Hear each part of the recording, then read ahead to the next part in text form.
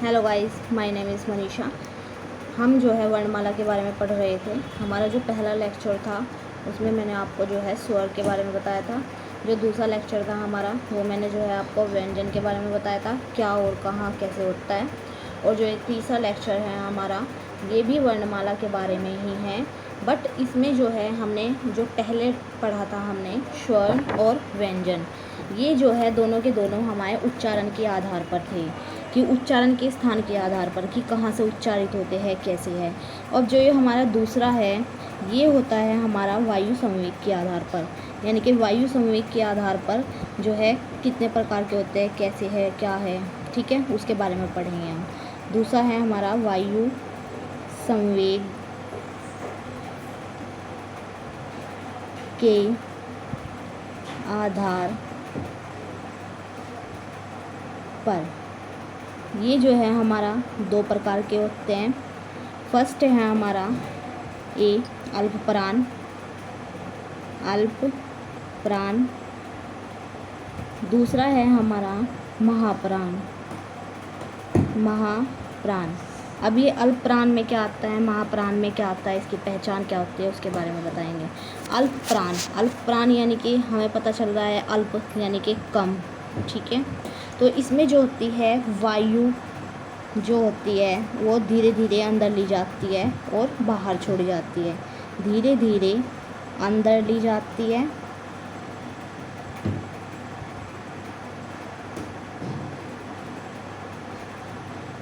और बाहर छोड़ी जाती है।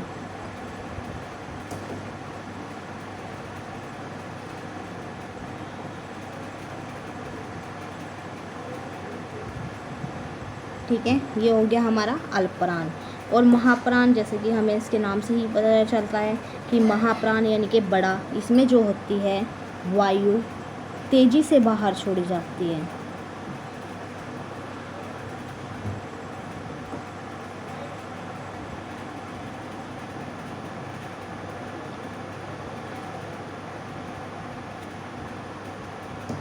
यहाँ तक क्लियर है।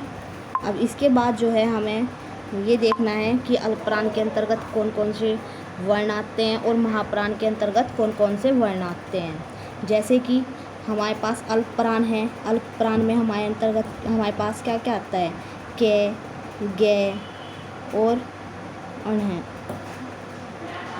चे, जय, अन, टे, डे, अन है, ते, दे,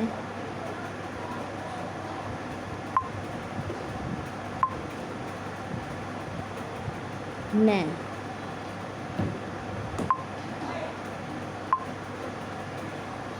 पे, बे, मैं, ये आते हैं हमारे अल्पप्राण। ये जो है हमारे अल्पप्राण के अंतर्गत आते हैं। ओके, इसके बाद है हमारे पास महाप्राण। महाप्राण में जो है हमारे कौन कौन से आते हैं जो बचे हुए हैं, जैसे कि खे और क्या बचा, धै, ठीक है। इसमें क्या बचा, झे और झे, छे और झे, ठे और ढे, थे और धे, फ और भ। ये जो है हमारे किसके अंतर्गत आते हैं, ये हमारे आते हैं महाप्राण के अंतर्गत। अब ये हमें जो है ट्रिक से भी याद रख सकते हैं। इसकी जो ट्रिक है वो है हमारा कौन कौन सी, विषम संख्या, विषम संख्या। विषम संख्या कौन कौन सी है, जैसे कि 1, 3 और 5।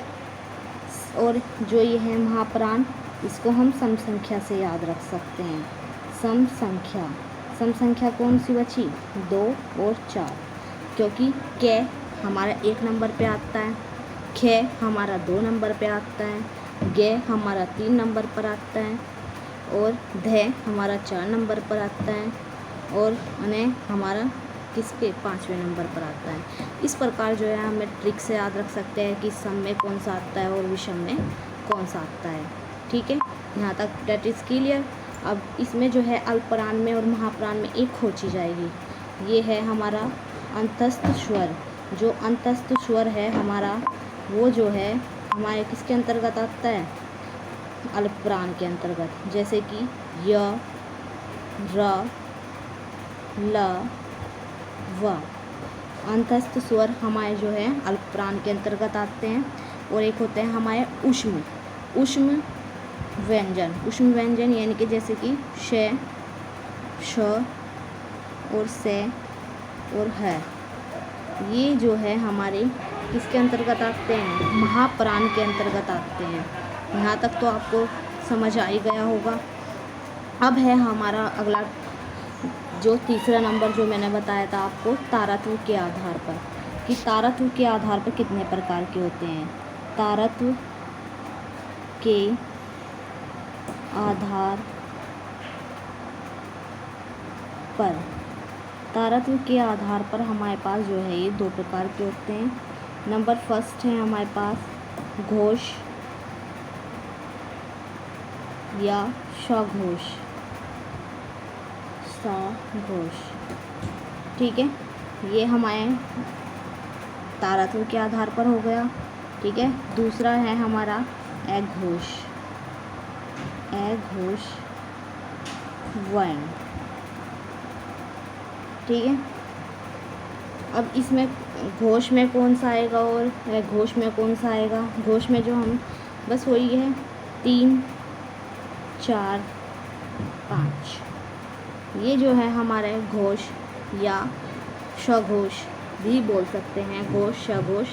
और अघोष यानी कि 1 और 2, इसके अंतर्गत जो है हमारे पास यही आएगा। ठीक है, अब हमारे पास जो है एक और चीज़ है, ये तो तुम समझ ही गए होगे, क और ख जो है अघोष होता है और ग, घ, ध और न ये जो है हमारे पास क्या हो जाएगा, घोष, या फिर हम उसको सघोष भी बोल सकते हैं। और एक होता है हमारे पास य, र, ल, व और इसके साथ एक और चीज़ आ जाती है। ये जो है हमारे क्या हो जाएगा, घोष या फिर सघोष।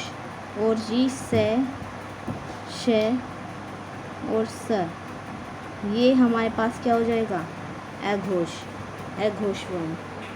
बस अब हमारा ये टॉपिक यहीं तक है, मेरे पर ख़त्म हो गया पूरा का पूरा।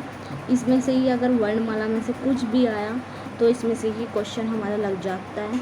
तो यहाँ तक का अच्छी तरीके से 1 नंबर पक्का कीजिएगा, याद कीजिएगा और हमारे चैनल को सब्सक्राइब कीजिएगा, लाइक भी कीजिएगा और शेयर करना ना भूलें।